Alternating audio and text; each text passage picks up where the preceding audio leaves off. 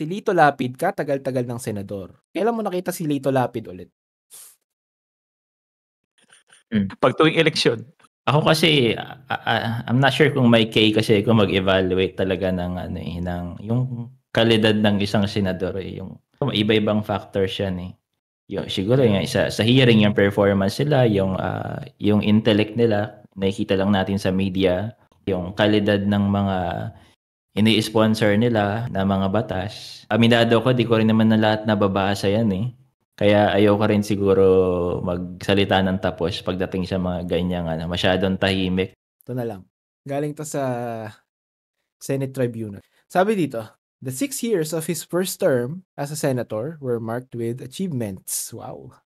Which left the cynics perplexed and his critics baffled. Wow. But nevertheless, proved his worth as a working legislator. He was one of the top performing senators, having placed fourth among his peers in the number of bills passed and resolutions filed in the 14th Congress alone. Wow! Iba si Lito Lapid pala. He fathered one of the meaningful social legislations of the 14th Congress, the Free Legal Assistance Act of 2010, which seeks to ensure that the poor may be afforded free quality legal service. Wow, nice. This measure heralded other policy initiatives that look to bridge the great divide between the rich and the poor.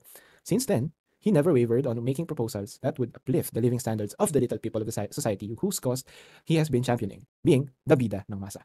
Overachiever naman pala to si Lito Lapid eh. Sabi dito, pinasa niya yung free medical assistance to the poor, Water Management Resource Management Act, amending Presidential Decree, penalty for swindling and staffa, automatic GSIS and SSS Pension Adjustment Act, so baka tumaas yung pensions, inclusive education, foundling recognition, amending the local government code, hazardous household substance labeling act. Wow, dami naman pala eh. They're doing their job, pero I don't know. Tsaka ka pa rin kasi yan, quantity versus quality pa rin yan. That's true. Let's say, kasi yung iba puro revisions lang kinopya lang din sa mga dati, di ba? Yes. Kumbaga yung brain cells, hindi naman gano'n na na nagamit talaga kasi may pinagbasihan. Amendments ng batas na existing na. Yeah, but still, of course, there's still an effort.